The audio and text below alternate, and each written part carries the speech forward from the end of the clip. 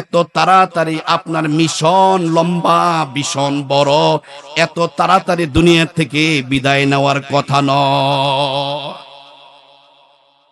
কত সুন্দর স্ত্রী, কত বুদ্ধিমতী স্ত্রী, সুসময়ে স্বামীর সাথে আছে, দুঃসময়ে স্বামীর পাশে আছে।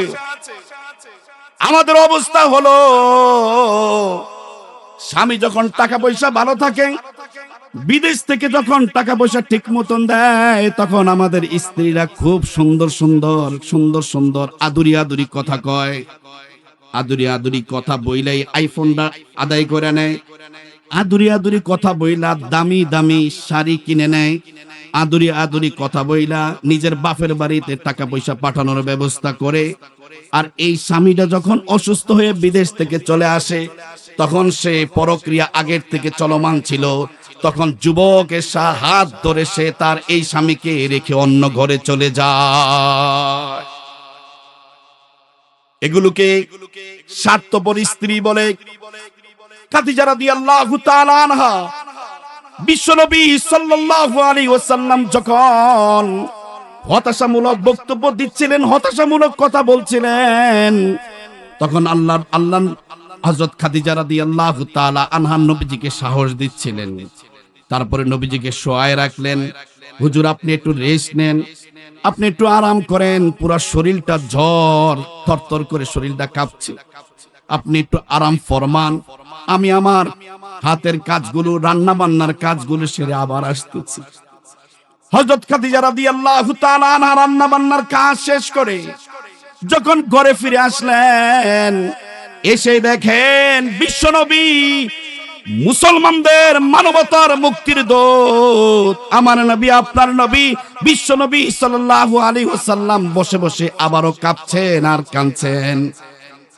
খাদিজা রাদিয়াল্লাহু তাআলা আনহা এসে বললেন, হুজুর গো, আপনাকে তো আমি রেখে গেছি শোয়ানো অবস্থায়, আপনাকে আমি রেখে গেছি চাদর মুড়ু দেওয়া অবস্থায়, আপনাকে তো একটু আরাম ফরমানোর জন্য রেখে গেলাম, আপনি কেন বসে বসে এভাবে থরথর করে কাঁপছেন, আর এভাবে আপনার শরীরটার মধ্যে প্রচন্ড জ্বর, আপনি কেন বসে আছেন? আমাদের নবী সাল্লাল্লাহু আলাইহি ওয়াসাল্লাম বললেন, খাদিজা রে, ও খাদিজা, কার না আরাম করতে ভালো লাগে? জ্বর উঠলে চাদর মুড়ু দিতে কার না ভালো লাগে? ঝড় উঠলে, শরীরে কম্পন হলে ঘুমাইতে কার না ভালো লাগে রে খাদিজা? আমারও তো জ্বর উঠেছে, শরীর কাঁপছে, আমারও তো ঘুমাইতে মন চায়, আমারও তো একটু আরাম করতে মন চায়, আমারও তো শরীরটা ডেকে একটু শুইতে মনে চায়, এই জন্যই তো আমি শুইছিলাম।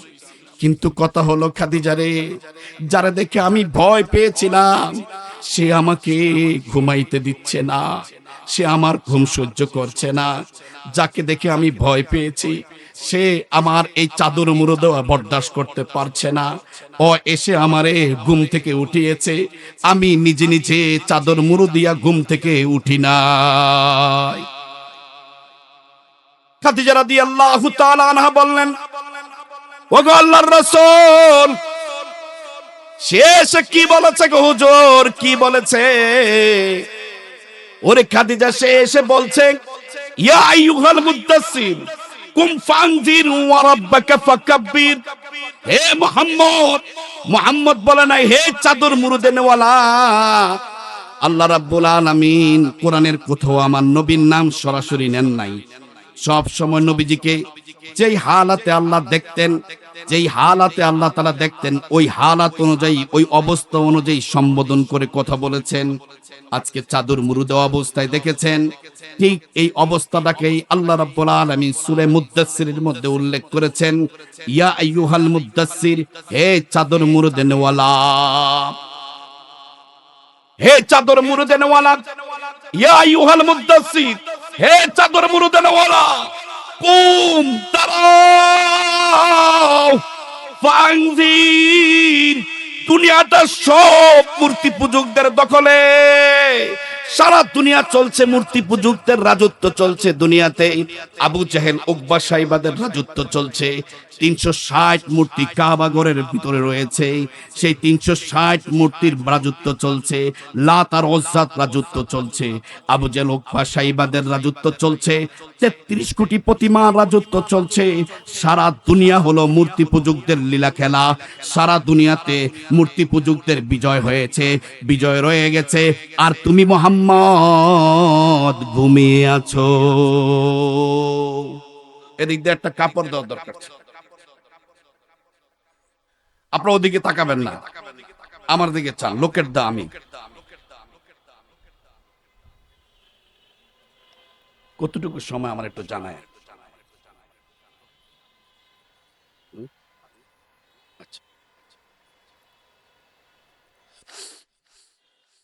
দোস্ত, যে কথা বলছিলাম, হে দুনিয়ার, হে চাদর মুড়ে দেনেওয়ালা, ইয়া আইয়ুহাল মুদ্দাসসির কুম ফাআনদির ওয়া রাব্বাকা ফাকাব্বির।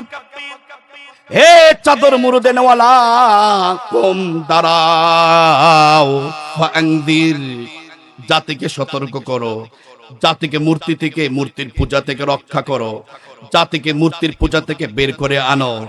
সারা চতুর্দিকে চলছে তাগুতের রাজত্ব, চতুর্দিকে চলছে মূর্তি পূজকদের জয়ধ্বনি, চতুর্দিকে চলছে, সারা দুনিয়াতে চলছে 33 কোটি প্রতিমার রাজত্ব।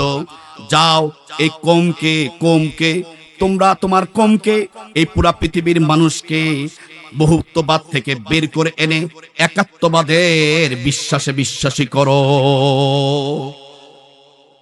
ইয়া আইয়ুহাল মুদ্দাসসির কুম ফাআনদির, হে চাদর মুড়ে দেনেওয়ালা, কুম দাঁড়াও, ফাআনদির, এই সারা পৃথিবীর মক্কার বাসীকে, মক্কার মূর্তি পূজকদেরকে সতর্ক করো, তাদেরকে মূর্তি পূজা থেকে বের করে আনো, তাদেরকে লাত উজ্জা থেকে বের করে আনো।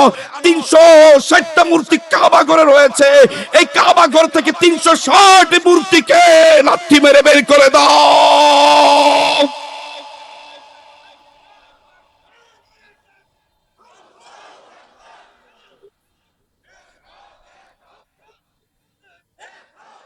চাদর মুড়ে দিয়ে ঘুমিয়ে আছো, কম দাঁড়াও। অলসতার কোনো সুযোগ নাই, ঘুমানোর কোনো টাইম নাই, মুসলমানদের ঘুমানোর কোনো টাইম নাই।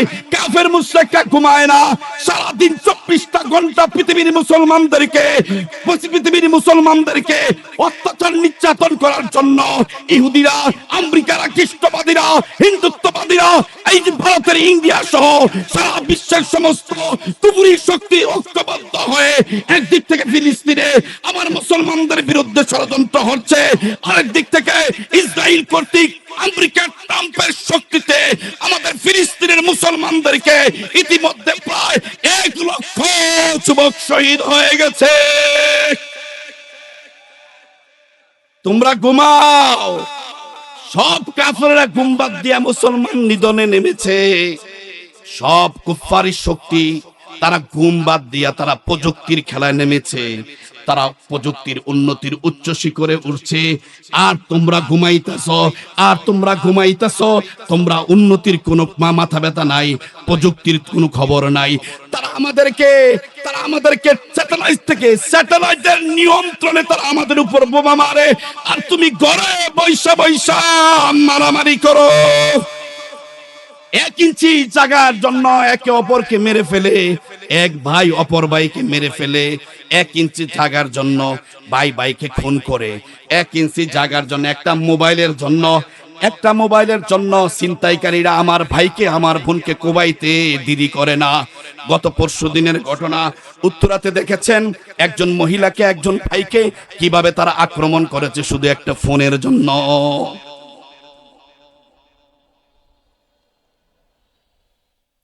মুসলমান, আমাদের ঘুমানোর টাইম নাই, ঠিকই ঠিক না? আল্লাহর নবী সাল্লাল্লাহু আলাইহি ওয়াসাল্লাম ঘুমাইছিলেন, আল্লাহ পাক সহ্য করতে পারে নাই, জিবরাইল সহ্য করতে পারে নাই। জিবরাইল এসে বলে, ইয়া আইয়ুহাল মুদ্দাসসির কুম ফাআনদির, হে চাদর মুড়ে দেনেওয়ালা, দাঁড়াও, কমকে বলো মূর্তি পূজা ছাড়তে বলো, কমকে বলো তারা যেন বহুত্ববাদকে ছেড়ে এক আল্লাহর তাওহীদবাদের উপর চলে আসে। এই জুলাই বিপ্লবের আন্দোলনের মাঝে বৈষম্য বিরোধী ছাত্র আন্দোলনের সাথে সাথে ছাত্রদের হাতে হাত রেখে কাঁধে কাঁধ রেখে তাওহীদবাদীর আন্দোলন করেছি, করে নাই? তাওহীদবাদী কাকে বলে? একাত্ম এক আল্লাহকে যে বিশ্বাস করে তারা তাওহীদবাদী বলে। জুলাই বিপ্লবের মাঝে 100-এর উপরে শহীদ হয়েছে আমার মুসলমান ভাই, আলেম ওলামারা শহীদ হয়েছে। উত্তরার সর্বপ্রথম 19 দিন মাঠে ছিলাম, আমার মাদ্রাসার ছাত্র ওস্তাদ সহ মাঠে ছিলাম। সবাই জানে এই কথাটা। নিয়ামতুল্লাহ আমিন 17 থেকে 18 দিন মাঠে ময়দানে কাজ করেছি, সশরীরে কাজ করেছি। আমরা ঘরে বইরা বিপ্লব করি নাই, মাঠে ময়দানের বিপ্লবী। সর্বপ্রথম যে লোকটা শহীদ হয়েছে সে হলো হাফেজ মাওলানা জসিমউদ্দিন, আমাদের দলিপাড়া মাদ্রাসার সাবেক ছাত্র হাফেজ মাওলানা জসিমউদ্দিন সর্বপ্রথম শহীদ হয়েছে উত্তরার আন্দোলনে। এভাবে 1 জন 2 জন 3 জন 4 জন নয়, এভাবে 100 হাফেজ আলেম শাহাদাত বরণ করেছে এই বৈষম্য বিরোধী ছাত্র আন্দোলনের সাথে হাতে হাত রেখে কাঁধে কাঁধ রেখে আন্দোলন করতে গিয়া ফেসিস্টদেরকে বিদায় করতে গিয়ে ফেসিস্ট হাসিনা লীগের কবর রচনা করার জন্য আমাদের আলেম ওলামারাও ছাত্রদের হাতে হাত রেখে কাঁধে কাঁধ রেখে তারা আন্দোলন করেছে। তাওহীদবাদী এক আল্লাহকে যারা নামাজ পড়ে, এক আল্লাহর সামনে যারা সিজদা দেয়, এক আল্লাহকে যারা মেনে মসজিদে যায়, এক ইমামের পিছনে যারা নামাজ পড়ে, সেই সাধারণ মুসলমানেরাও একাত্মবাদী মুসলমানেরাও তারা আন্দোলনে নেমে এসেছে। 4 তারিখে নেমে এসেছে, 5 তারিখে গণভবন দখল করেছে তাওহীদবাদীরাই। আর এখন মুশকিল করো, তাওহীদবাদী নিয়ে মুশকিল করো, মুখ পরে তাওহীদবাদীদেরকে টিটকারি করো, তাওহীদবাদীদের বিরুদ্ধে যারা যাবে টিকে থাকতে পারবে না।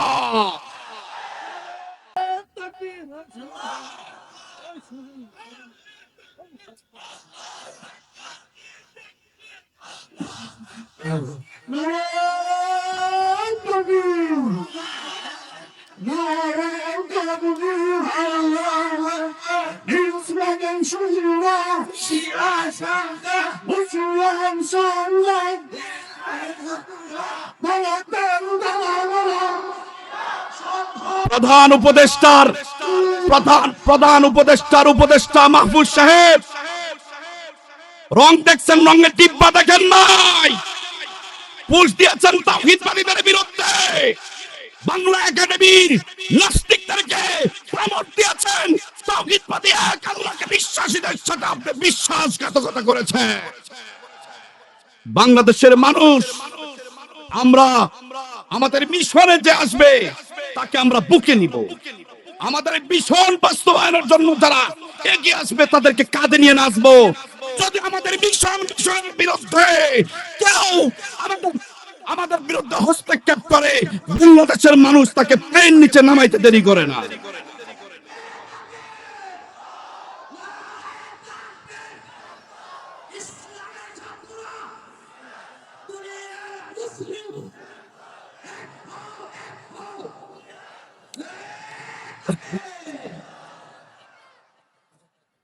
অলসতার সুযোগ নাই। ইয়া আইয়ুহাল মুদ্দাসসির, হে চাদর মুরদেনওয়ালা, কুম ফাআনজির, উঠো, অলসতার চাদর ফেলে দাও, অলসতার চাদর ফেলে দাও। ফাআনজির, কমকে মূর্তি পূজকদেরকে তাদেরকে দাওয়াত দিয়ে একাত্মবাদে আনো। কাকে বলেছেন বলেন? এটা কে বলেছে? কাকে বলেছেন?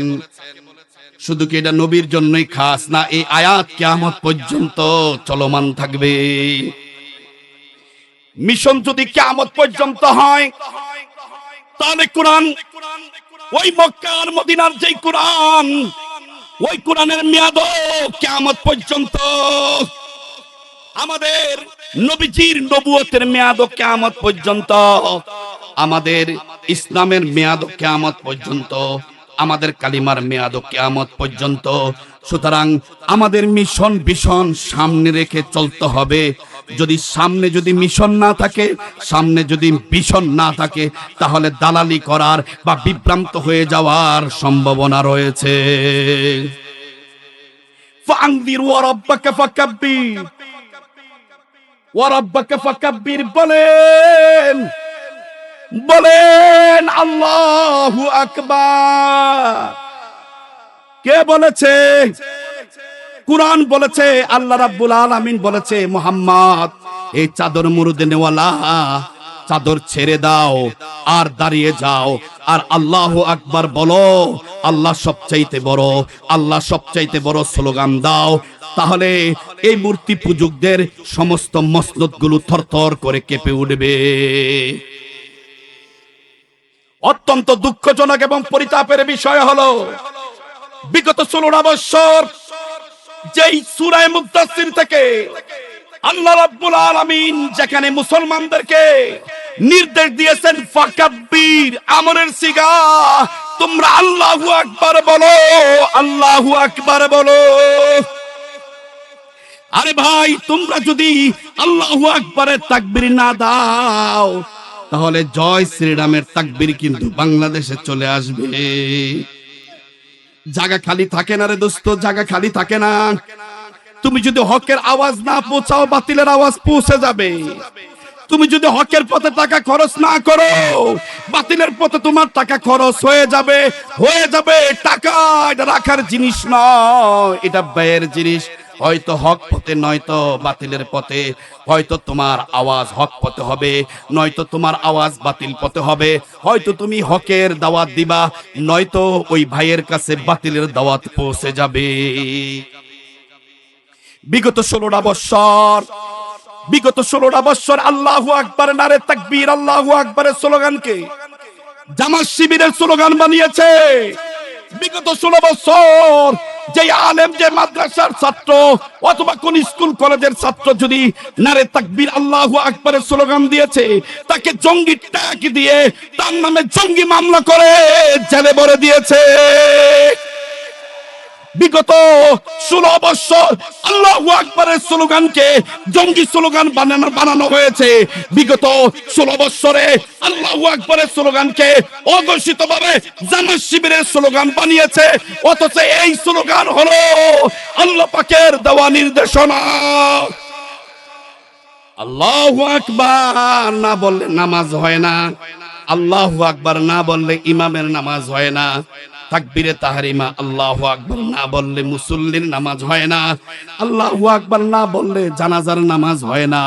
যেই আল্লাহু আকবার এটা মদিনা থেকে এসেছে, যে আল্লাহু আকবার মক্কা থেকে এসেছে, যে আল্লাহু আকবারের নির্দেশ আল্লাহ পাক স্বয়ং দিয়েছেন, যে আল্লাহু আকবারের স্লোগান উহুদ থেকে এসেছে, যে আল্লাহু আকবারের স্লোগান বদর থেকে এসেছে, যে আল্লাহু আকবারের স্লোগান তাবুক থেকে এসেছে, যে আল্লাহু আকবারের স্লোগান খন্দক থেকে এসেছে। ওই আল্লাহু আকবারের স্লোগান হলো মুসলমানদের হৃদয়, এই আল্লাহু আকবারের স্লোগান হলো মুসলমানদের চেতনা। আমাদের এই চেতনাকে যারা বন্ধ করতে আসবে, আমাদের এই চেতনার উপর যারা হাত দিবে, ওই হাত ভেঙে গলায় ঝুলিয়ে দেওয়া হবে। স্লোগান দেন দোস্ত। এই আল্লাহু আকবারের আজান আমাদের চট্টগ্রামের পাহাড়ে মাদ্রাসার ছাত্র আল্লামা মামুনুল হকের মাদ্রাসার 2-4জন ছাত্র আজান দিয়েছিল পাহাড়ের উপরে। এই জন্য ওই ছাত্রগুলোকে গ্রেফতার করেছে। আজান দিল কে? আল্লাহু আকবার বলল কে? আল্লাহু আকবার এটা হলো হিন্দুত্ববাদীদেরকে কষ্ট দেয়। আল্লাহু আকবার এটা বহুত্ববাদীদেরকে কষ্ট দেয়। আল্লাহু আকবার এটা হিন্দুত্ববাদীদের কষ্ট দেয়, খ্রিস্টবাদীদের কষ্ট দেয়, বৌদ্ধত্ববাদীদের কষ্ট দেয়, ইহুদিবাদীদের কষ্ট দেয়। সুতরাং এই আল্লাহু আকবার হলো আমাদের চেতনা। যত আল্লাহু আকবার বলবেন তত তারা কষ্ট পাবে, যত আল্লাহু আকবার বলবেন তত তারা কষ্ট পাবে। দোস্ত, আল্লাহু আকবারের ধ্বনি মুসলমানদের নিষিদ্ধ করে দিয়েছিল বিগত 16 বছর। এর পরিবর্তে কি এসেছে? এর পরিবর্তে জঙ্গি সংগঠন, জঙ্গি হিন্দু সংগঠন ইসকনের আমদানি হয়েছে। আমরা এর আগে, এই 16 বছরের আগে ইসকন নামে কোনো সংগঠন চিনতাম না। এই 16 বছরের আগে আমরা ইসকন নামে কোনো সংগঠন চিনতাম না। 16 বছরে আল্লাহু আকবারকে দমিয়ে রেখে আর জঙ্গি সংগঠন ইসকনকে বাংলাদেশে আমদানি করেছে, লাখ লাখ সদস্য বানানো হয়েছে। আর তাদের স্লোগান হলো জয় শ্রীরাম। এই জয় শ্রীরামের মাধ্যমে, জয় শ্রীরাম হলো জঙ্গি স্লোগান, জয় শ্রীরাম হলো জঙ্গি স্লোগান। ইসকন হলো জঙ্গি সংগঠন, ইসকন হলো জঙ্গি সংগঠন, জয় শ্রীরাম হলো জঙ্গি স্লোগান। এই জয় শ্রীরামের স্লোগান দিয়ে 1000 বছরের পুরানো মুসলমানদের মসজিদ, 1000 বছরের পুরানো মুসলমানদের মসজিদ, বাবরি মসজিদ, ভারতের বাবরি মসজিদকে জয় শ্রীরাম বলে ভেঙ্গে টুকরো টুকরো করে দিয়েছে। আর ওই জায়গায় তারা এখন মন্দির বানিয়েছে। যেই জয় শ্রীরাম বলে আমাদের বাবরি মসজিদ ভেঙ্গেছে, যেই জয় শ্রীরাম বলে ভারতের শত শত হাজার হাজার মসজিদের মিনারগুলো ভেঙ্গে দিয়েছে, যেই জয় শ্রীরাম বলে মুসলমানদের, আমাদের মুসলমান ভাইদের বাড়িঘরে আগুন দিয়েছে, শামের বাড়িঘরে আগুন দিয়েছে, আমাদের কাশ্মীরের হাজার হাজার মুসলমানকে শহীদ করেছে। ওই জয় শ্রীরাম বাংলাদেশের মুসলমানকে চলতে দেওয়া হবে না।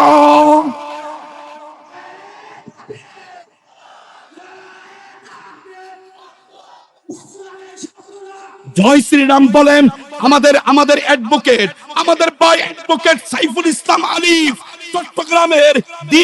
চট্টগ্রামের আদালতের সামনে দিনে দুপুরে প্রকাশ্যে দিবালোকে ইসকনের জঙ্গি সংগঠনগুলো জয় শ্রীরাম বলে তরবারি দিয়া, আপনার বিভিন্ন ধরনের ছুরি দিয়া, দাও দিয়া কোবায়া আমার মুসলমান ভাই অ্যাডভোকেট সাইফুল ইসলাম আলিফকে তারা শহীদ করেছে। যেই আলিফ ভাইকে, আমাদের মুসলমান ভাইকে শহীদ করেছে যেই হিন্দু ইসকনের সদস্যরা জয় শ্রীরাম বলে, ওই হিন্দু ইসকন সদস্য, ওই ইসকন সংগঠন বাংলাদেশে দ্রুত সময়ে নিষিদ্ধ করতে হবে। দোস্ত, আল্লাহ রাব্বুল আলামিন বলেছেন, ইয়া আইয়ুহাল মুদ্দাসসির কুম ফানদির ওয়া রাব্বাকা ফাকাব্বির। দোস্ত, আল্লাহর নবী সাল্লাল্লাহু আলাইহি ওয়াসাল্লাম একটা হাদিস বলেছেন, আমাদের সাহাবায়ে কেরাম এই হাদিসটাকে তারা হৃদয়ে ধারণ করেছেন, আমাদের তাবেঈরা ওই হাদিসটাকে তারা হৃদয়ে ধারণ করেছেন, আমাদের তাবেঈরা ওই হাদিসটাকে তারা হৃদয়ে ধারণ করেছেন। নবীজি বলেছেন, লা ইউমিনু আহাদুকুম হাত্তা আকুনা আহাব্বা ইলাইহি মিন ওয়ালিদিহি ওয়া ওয়ালাদিহি ওয়ান নাসি আজমাইন। যতক্ষণ পর্যন্ত এ দুনিয়ার মুসলমানেরা শোনো, যতক্ষণ পর্যন্ত তোমরা আমি নবী মুহাম্মদের আদর্শকে, আমি নবী মুহাম্মদের মিশনকে, এদিকে চান, আপনি এত এদিকে চান কেন? এদিকে চান, আপনার সময় নষ্ট করতেছেন। কত মানুষ আসবে যাবে, ওদিকে তাকাইলে তো বয়ান সুন্দর হবে না। এই বয়ানটা মনে রাখতে হবে আপনাদেরকে, এই মিশন মনে রাখতে হবে। সামনে অন্য মসজিদে সব বয়ান করতে হবে। দোস্ত, যেই কথা বলছিলাম, আমার নবীর মিশন কিয়ামত পর্যন্ত, আমার নবীর মিশন হলো ইলাউ কালিমাতিল্লাহ, দিনের বিজয়। আমার নবীর সাহাবায়ে কেরামদের মিশন হলো কিয়ামত পর্যন্ত, তাদের মিশন হলো দিনের বিজয়। আমার নবীর সাহাবীদের যারা দেখেছেন তাবেঈ, তাদের মিশন হলো কিয়ামত পর্যন্ত, তাদের মিশন হলো দিনের বিজয়। তাবেঈদের মিশন হলো কিয়ামত পর্যন্ত, তাদের মিশন হলো দিনের বিজয়। সাহাবায়ে কেরাম রাদিয়াল্লাহু তাআলা আনহুমগণ নবীজির আদর্শকে, নবীজির মিশনকে নিজের মিশন বানিয়েছে, নবীজির মিশনকে নিজের মিশন বানিয়েছেন। নবীজির মিশনকে মিশন বানাইতে গিয়া বহু সাহাবীদের জীবন গিয়েছে। নবীজির মিশনকে মিশন বানাইতে গিয়া ইলাউ কালিমাতিল্লাহ, দিনের বিজয় আনতে গিয়া বহু লড়াই হয়েছে। ওই লড়াইয়ে সাহাবীরা জীবন দিয়েছে, বদর কায়েম হয়েছে, বদরে সাহাবীরা জীবন দিয়েছে, 14 জন শহীদ হয়ে গেছে। তাদের মনে কোনো আফসোস নাই। উহুদ কায়েম হয়েছে, 70 জন সাহাবী শহীদ হয়েছে, নবীর সাহাবী হামজা শহীদ হয়েছে, বড় বড় বহুত সাহাবী শহীদ হয়েছে। নবীজির সাহাবীদের মাঝে কোনো কষ্ট নাই। 70 জন সাহাবী শহীদ হয়েছে, তাদের মনে কষ্ট নাই। নবীজির মিশনকে নিজের মিশন বানাইতে গিয়ে নিজের জীবন দিয়েছেন, নিজের সন্তান এতিম করেছেন, নিজের সন্তান হারা হয়েছেন, বউকে বিধবা বানিয়েছেন, বাবাকে এতিম বানিয়েছেন, সন্তানকে এতিম বানিয়েছেন। নবীর মিশনকে ভীষণ বানাইয়া আমার নবীর সাহাবীরা বহুত কুরবানি করেছেন, বহুত ত্যাগ স্বীকার করেছেন। তারপর নবীর মিশন থেকে, নবীর বিষম থেকে এক চুল পরিমাণও এদিক সেদিক আপোষ করে নাই। রাসূলুল্লাহ সাল্লাল্লাহু আলাইহি ওয়াসাল্লাম বলেছেন, লা ইউমিনু আহাদুকুম হাত্তা আকুনা আহাব্বা ইলাইহি মিন ওয়ালিদিহি ওয়া ওয়ালাদিহি ওয়ান নাসি আজমাইন। আমার মিশন যতক্ষণ পর্যন্ত তুমি তোমার মিশন না বানাইবা, আমার মিশন আর আমার আদর্শকে যতদিন পর্যন্ত তুমি তোমার মিশন না বানাইবা, এই আদর্শের চাইতে, আমি নবীর চাইতে তোমার নিজের জীবনকে প্রাধান্য না দিবা, তোমার নবী তোমার নবীরকে বেশি ভালো না বাসবা, তোমার সম্পদের চাইতে আমি নবী মুহাম্মদকে বেশি ভালো না বাসবে, তোমার ছেলে সন্তানের চাইতে আমি নবী মুহাম্মদকে বেশি ভালো না বাসবে, তোমার সমুদয় সব কিছু মা বাবার চাইতে আমি নবী মুহাম্মদকে বেশি ভালো না বাসবে, ততক্ষণ পর্যন্ত তো তুমি খাঁটি মুসলমানই হইতে পারবা না। এলাউ কালিমাতিল্লাহর ডাক এসেছে, সাহাবীরা হাত পা গুটিয়ে বসেছিল। এমন কোন উদাহরণ দেখাইতে পারবেন না। এলাউ কালিমাতিল্লাহর ডাক এসেছে, আমার সাহাবীরা সন্তানদের নিয়ে বসে আছে, এমন কোন উদাহরণ দেখাইতে পারবেন না। এলাউ কালিমাতিল্লাহর ডাক এসেছে। হযরত হানজালা রাদিয়াল্লাহু তাআলা আনহু যুবক সাহাবী, সদ্য বিবাহ করেছেন, বাসর ঘরে গেছেন, বাসর ঘর থেকে ফজরের আগে গোসল করতে এসেছেন, এমন সময় ডাক এসেছে, এলাউ কালিমাতিল্লাহর ডাক এসেছে, উহুদের প্রান্ত থেকে ডাক এসেছে। সাহাবী ঘোষণাকারী ঘোষণা করেছে, নবীজি উহুদের প্রান্তে যুদ্ধে যাবে। আবু জাহেল উকবা সাইবাদের বিরুদ্ধে লড়াই করার জন্য, আবু জাহেল উকবা সাইবাদের পেতাত্তাদের বিরুদ্ধে লড়াই করার জন্য, মূর্তিবাদকে খতম করার জন্য উহুদের প্রান্তে বিশ্বনবী সাল্লাল্লাহু আলাইহি ওয়াসাল্লাম যাবেন। কে আছো? যাবে। হযরত হানজালা কাপড়টা রেখে দিয়ে, সব কিছু রেখে দিয়ে, বউকে কোনো কিছু বলেন নাই, আমার সামনে আমি যদি এলাউ কালিমাতিল্লাহর জন্য যাই, আমি যদি উহুদের প্রান্তে যাই, আমার স্ত্রী তো বিধবা হয়ে যাবে, আমার ভবিষ্যৎ সন্তান সে তো বাবা হারা হয়ে যাবে, এতিম হয়ে যাবে। এই চিন্তা হানজালা করেন নাই, চলে গেছেন উহুদের যুদ্ধে। জিহাদ করতে করতে করতে করতে শহীদ হয়ে গেছে, শহীদ হয়ে গেছেন হযরত আবু দুজানা রাদিয়াল্লাহু তাআলা আনহু।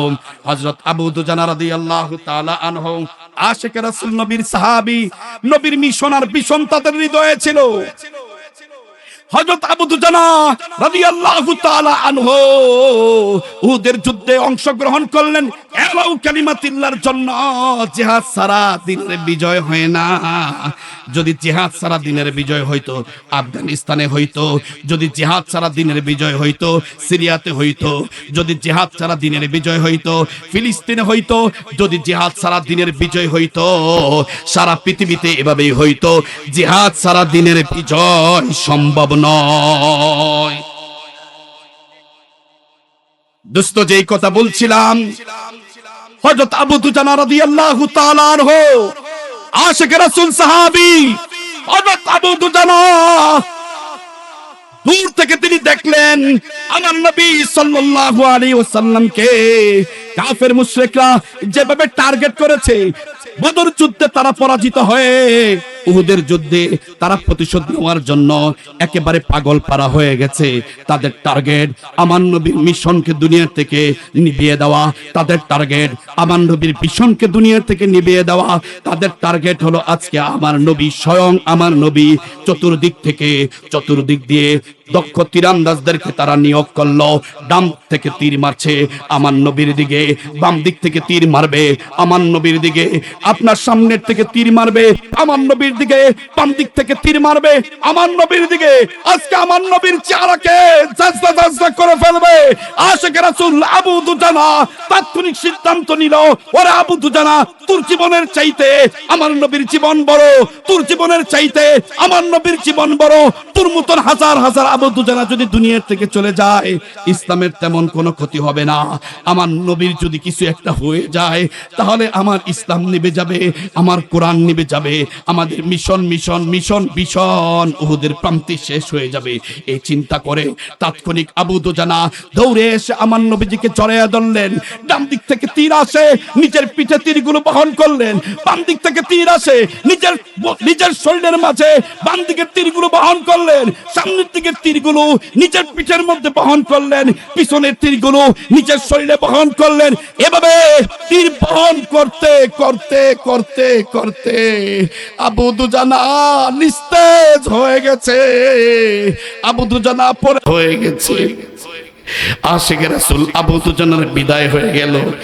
পরবর্তীতে দেখা গেল আবু দুজানার শরীরের মধ্যে একটা দুইটা তীর নয়, আবু দুজানার শরীরের মধ্যে ৮০টার উপর তীর বিদ্ধ হয়ে আছে।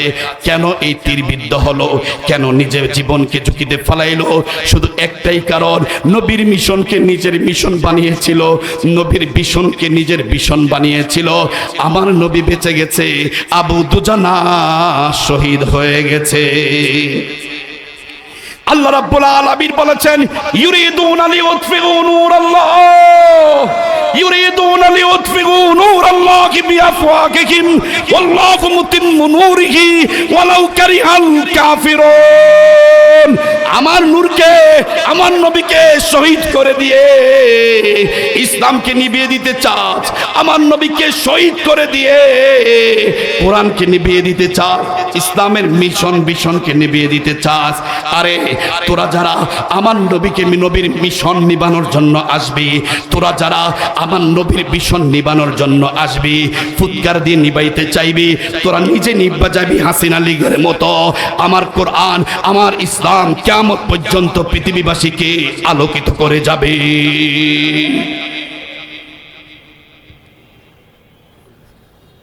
দোস্ত, যে কথা বলছিলাম, সাহাবায়ে কেরাম নিজেদের জীবনকে ঝুঁকিতে ফেলাইছে কিনা? সাহাবায়ে কেরাম নিজের জীবনকে ঝুঁকিতে ফেলাইছেন কিনা? কেন ফেলাইছেন? আরে আমাদের নবী নিজেই তো কয়, ওয়াল্লাযী নাফসু মুহাম্মাদিন বিয়াদিহি লাওয়াদিতু আন্নী উকতালু ফী সাবিলিল্লাহ সুম্মা আহইয়া সুম্মা উকতালু ফী সাবিলিল্লাহ সুম্মা আহইয়া সুম্মা উকতালু ফী সাবিলিল্লাহ সুম্মা আহইয়া। আরে আমার মন চায়, আমার জীবন, আমার মরণ চার হাতে।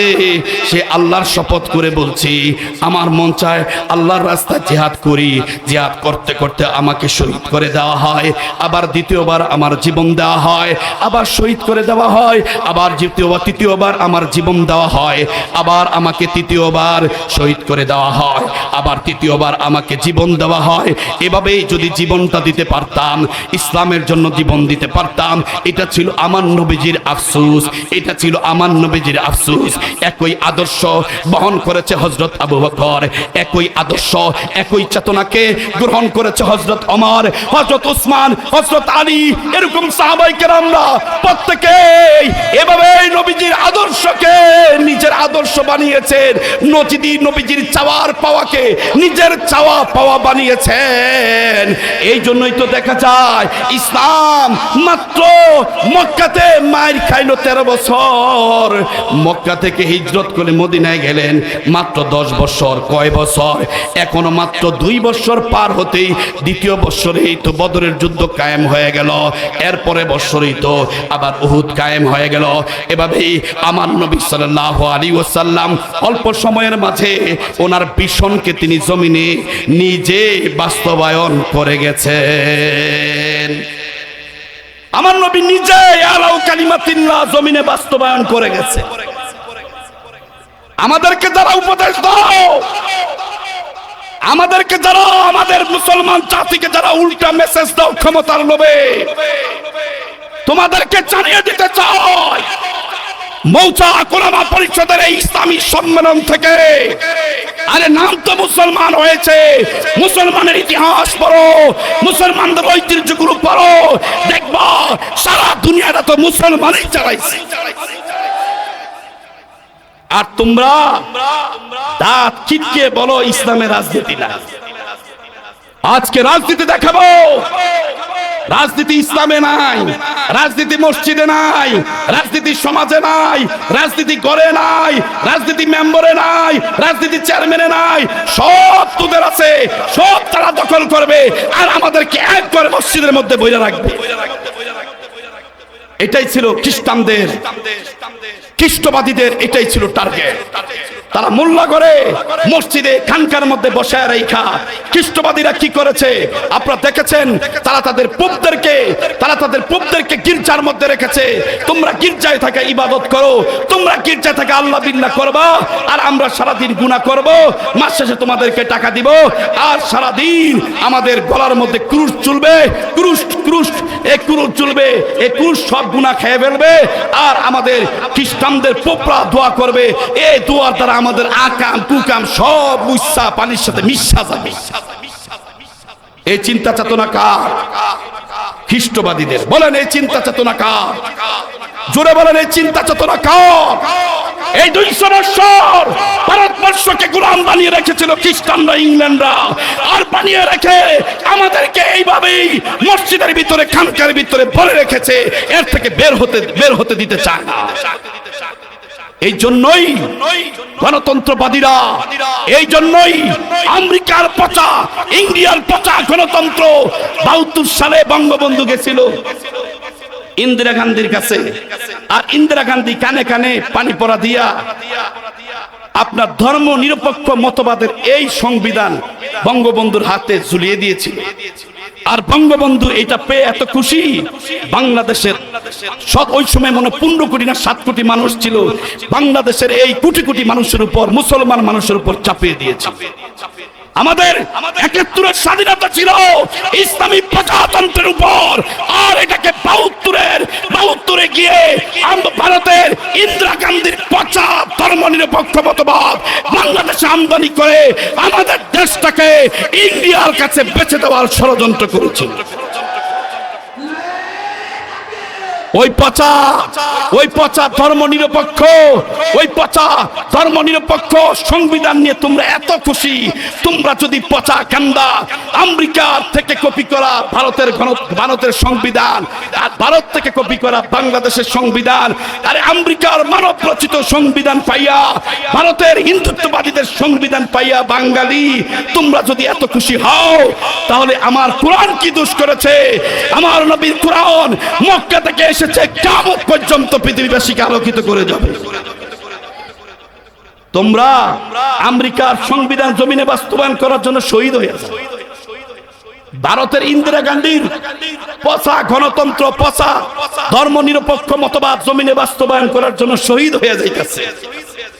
বেডা তোরা যদি তোকে জানমাল সব খুয়াই লাইতেছস কি আরে আমেরিকার ভারতের লেগা, তাহলে আমেরিকার ভারতের জন্য যদি তোরা এত ত্যাগ স্বীকার করতে পারস, তাহলে আমরা মদিনার নবী, ইসলামের নবী, আমার নবীর জন্য, আমাদের কোরআনের জন্য, আমাদের ইসলামের জন্য জীবন দিতে পারবো না কি আরে? কে কে রাজি আছেন জীবন দিবে? ধর্মনিরপেক্ষ এই সংবিধান চলবে না কোরআনী সংবিধান অনুযায়ী দেশ চলবে? আপনারা চান তো কোরআনী সংবিধান অনুযায়ী দেশ চলো? আল্লাহ কবুল করো।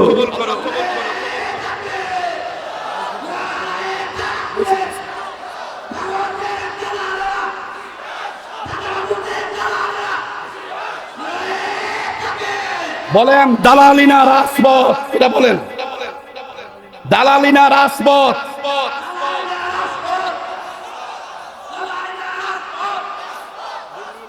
দিল্লি না ঢাকা,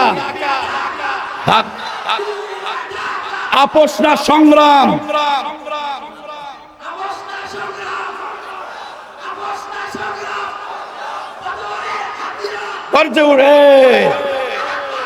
বল যাক, আল্লাহ আপনার কবুল করুক।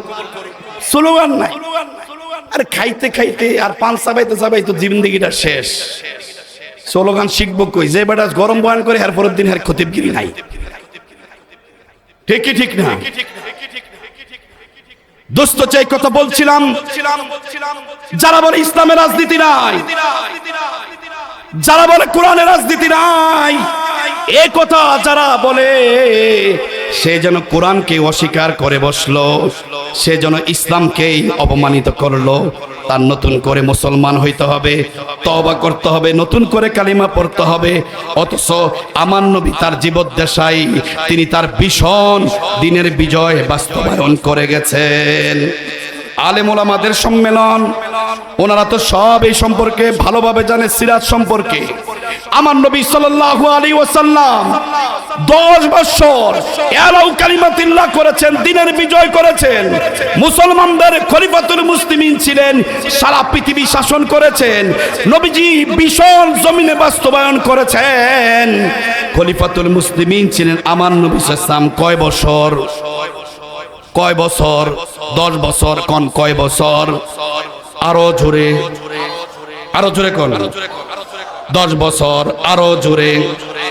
বিশ্বনবী, মন দিয়ে শুনবেন, বয়ান শেষের বিশ্বনবী সাল্লাল্লাহু আলাইহি ওয়াসাল্লাম দিনের বিজয় করে খলিফাতুল মুসলিমিন ছিলেন 10 বছর।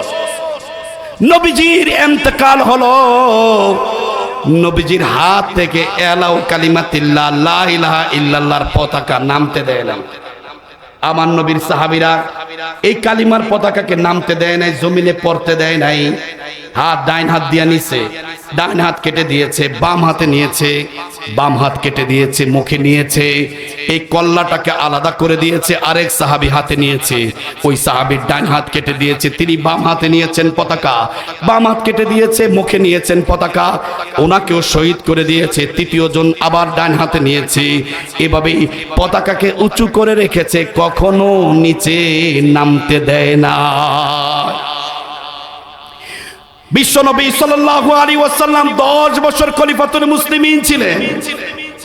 আমার নবী দুনিয়া থেকে বিদায় নিয়ে গেলেন, কালিমার পতাকাকে নামতে দেয় নাই, নিচে পড়তে দেয় নাই। দাম করে আবু বকর কালিমার পতাকা হাতে নিয়ে নিয়েছেন।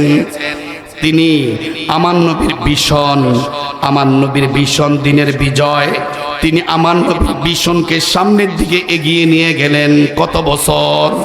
2 বছর 10 মাস 10 দিন, মোটামুটি 3 বছরের মতো।